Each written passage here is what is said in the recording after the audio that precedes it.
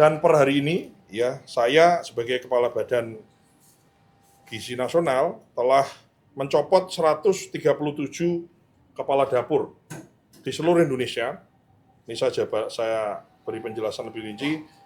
49 diantaranya di Jawa Barat, 26 di Lampung, 11 di Jawa Timur, 10 di Sumatera Utara, 10 di Banten, dan 5 di Jawa Tengah, termasuk kepala dapur 5 itu termasuk yang kemarin dapurnya yang di Semarang yang menimbulkan keracunan di SMK Negeri 6 Semarang. Ya. Jadi ini tindakan disiplin ini diberhentikan indisipliner, ada kasus keracunan terdahulu juga, kemudian juga ada yang phishing. Ya, phishing itu uangnya dia berwenang untuk mencarikan uang, tapi kemudian mengaku kena scam, ya, kemudian uangnya hilang dan seterusnya. Ini kami berhentikan dan dapurnya kami suspend. Kira-kira itu mungkin yang ingin kami sampaikan. Yang jelas kami zero toleran terhadap keracunan, zero toleran terhadap tindakan korupsi, hengki-pengki, ngantet uang, dan lain-lain. Itu kita zero toleran. Dan kami telah menyiapkan suatu sistem mekanisme di mana ya trust is good, tapi control is better. Ya, jadi kami tidak bisa kemudian mempercayakan sepenuhnya kepada seseorang, tapi bagaimana seseorang yang bekerja itu kemudian bisa dikontrol dengan sistem. Kapan nyacah kol, kapan dimasak berapa lama, itu kami lagi siapkan. Saya tadinya berharap di minggu ini bisa selesai, tapi ya paling tidak mungkin akhir minggu atau minggu depan kita bisa lihat perkembangannya. Yang jelas kami ingin setransparan mungkin, kami ingin diketahui oleh publik seluas-luasnya, dan khususnya kami juga menyediakan nih, sebagaimana janji saya waktu setelah saya dilantik adalah bagaimana menyediakan informasi yang terbuka kepada pihak-pihak terkait, khususnya orang tua, kemudian dinas kesehatan, dinas pendidikan, termasuk guru, kepala sekolah itu mendapatkan informasi bahwa anaknya diberi menu makan apa oleh negara di hari ini, hari kemarin, hari esok, dan rencananya apa, kandungan gizinya apa, kemudian menu tadi itu dimasak di SPPG mana, kepala SPPG-nya siapa, dan ada keluhan apa, ya, sehingga kita bisa. Dan ke depan ini tentu saja berikutnya nanti insya Allah kalau bisa connect dengan CCTV-nya, ya, sehingga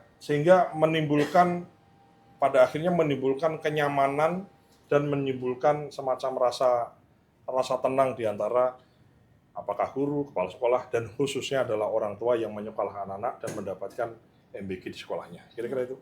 Oke. Mas Dar, ini kan masuk minggu kedua Mas Dar memimpin ya di BGN. Ada temuan-temuan lainnya dari lapangan, Mas? Kemudian juga untuk soal isu lainnya, tanggapan putusan MK terkait penyesuaian anggaran, kemudian juga Bulog, usulan beras Bulog. Seperti apa, Mas? Jadi kalau temuannya ya banyak ya, jadi banyak yang harus kita benahi memang, ya misalnya dari sisi tata kelolanya, ya kan, kemudian bagaimana mitra sama yayasan itu juga ternyata ada beberapa yang beda gitu ya. Kemudian karena beda, kemudian yayasan itu merasa punya jasa karena ngasih titik kepada mitra, kemudian dia minta sebagian untungnya ada juga dibagi ke mereka, sehingga kemudian terjadi ada penurunan kualitas dan lain-lain. Ini kami temukan di beberapa kasus. Dan kami tentu saja ingin juga membuka portal, ya, semacam portal pengaduan. Insya Allah nih kalau bisa 1-2 hari ini bisa jalan portal pengaduan bagi mitra, sehingga mitra itu bisa cerita misalnya apakah ada perlakuan tidak adil, ada konflik dengan yayasan kah, atau konflik dengan kepala dapurnya kah, dan lain-lain. Kita bisa dapat inputan. Kemudian juga dari sisi SPPG, kepala dapur itu adalah pemimpin di dapur itu. Jadi baik, buruk, bagus, prima dan tidaknya itu tergantung ke leadership dari SPPG. Tadi kan sanksinya kan tegas. Sanksi itu kan menimbulkan kewajiban bagi mereka. Seorang kepala SPPG maka diwajibkan untuk dapurnya itu tidak boleh zero toleran terhadap keracunan. Maka mereka juga kita buatkan portal khusus, pengaduan khusus, di mana misalnya bisa jadi kan tidak higienis itu bukan karena kelalaian seorang kepala SPPG, bisa jadi misalnya dapurnya tidak standar. Kalau dapurnya tidak standar, maka kepala SPPG juga kami berikan hak untuk misalnya merasa dia kerja di dapur yang tidak standar, kemudian dia bisa mengajukan kepada mitra tambahan-tambahan fasilitas yang memang harus diadakan demi higienis misalnya. Dan kalau itu tidak diindahkan, maka kepala SPBG itu kami perbolehkan untuk kemudian mengajukan perpindahan dari dapur tempat dia bekerja, karena kalau diteruskan maka akan berisiko akan adanya keracunan yang akan berisiko terhadap karir dia, kan gitu ya. Jadi kami intinya bukan kok kita sok galak nekan, tapi bagaimana juga setiap penekanan atau setiap ketegasan kita itu kemudian diindahkan oleh semua pihak, mau mitra, mau kepala SPBG, mau yayasan, mau termasuk internal di BGN, tapi juga kami menyediakan saluran-saluran di mana kita bisa mengatur-atur ya, mengarrange formasi yang baik sehingga ke depan itu bukan kok kemudian jauh-jauh ke depan, tapi dalam waktu yang sesingkat-singkatnya kita bisa memberikan pelayanan yang prima dalam kaitannya menyediakan makanan yang bergizi dan aman dan zero toleran terhadap kecelakaan seperti keracunan. Ini penting untuk nggak boleh lagi ada. Nah, menanggapi yang MK kemarin saya sudah jawab, sebetulnya kami ini adalah lembaga operasional, ya tentu saja kami akan melaksanakan apapun kebijakan dari pemerintah. Cuman kalau boleh saya tambahkan, sebetulnya kalau kita lihat kalau kita kaji lebih dalam putusan MK itu kan menegaskan bahwa MK itu memperkuat bahwa program makan bergizi gratis ini adalah konstitusional.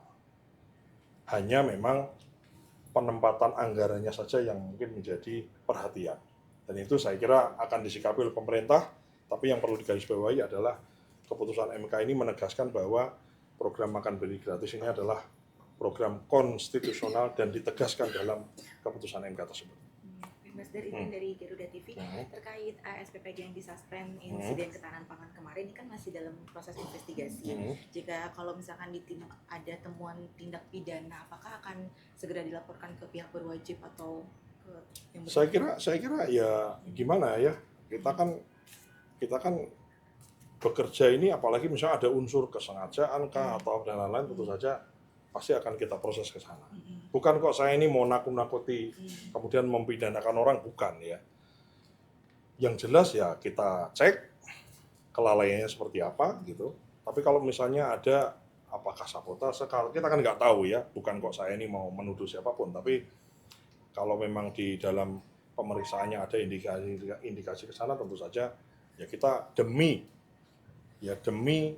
pelayanan yang prima, ya mohon maaf ya, kita kan kalau kata Bang Rocky kan, kalau kukunya nggak beres kan kukunya yang mesti diberesin, bukan jarinya yang dipotong kan gitu. Untuk penyaluran ke SMKN tersebut sudah dialihkan ke SPPG mana? Sudah dialihkan ke SPPG sekitar ya. Ini mekanisme ini betul-betul kita harus prima. Jadi paling lambat 3 hari kerja. Paling lambat 3 hari kerja itu, kemudian paling lambat itu artinya bukan kok nunggu 3 hari, kalau bisa pengalihannya cepat di sehari 2 hari, tentu saja.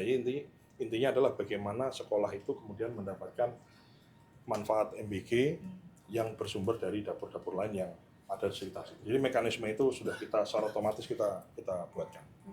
Kalau untuk yang di Semarang ini kan insiden ketahanan pangan ini diduganya karena bahan makanan yang kurang diproduksi dengan baik begitu ya Mas. Dan kedepannya apakah ada menu-menu atau bahan pangan yang tidak boleh digunakan? Sebetulnya tuh secara SOP asal diikuti aja sih harusnya sih aman ya, karena memang proses ya, artinya SOP-nya ini so far sih sebetulnya udah oke, sudah bagus. Cuman kan memang kalau kita ikuti, kita lihat dari hasil laporannya itu kan memang tidak sesuai SOP. Misalnya masaknya harusnya kan mulai paling tidak jam 2, jam 3, ini jam 9 udah masak.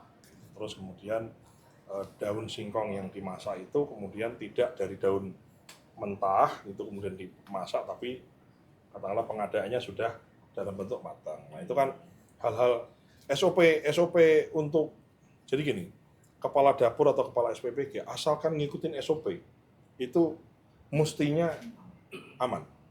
Karena ini SOP ini memang dibikin sudah sedemikian rupa, sudah ada yang boleh dimasak, mana yang tidak boleh dimasak, mana yang boleh dikuai, mana yang tidak boleh, itu ada semua. Jadi tinggal ngikutin SOP aja harusnya aman. Jadi SOP dari BGN ini udah prima, tinggal tingkat kedisiplinannya tadi.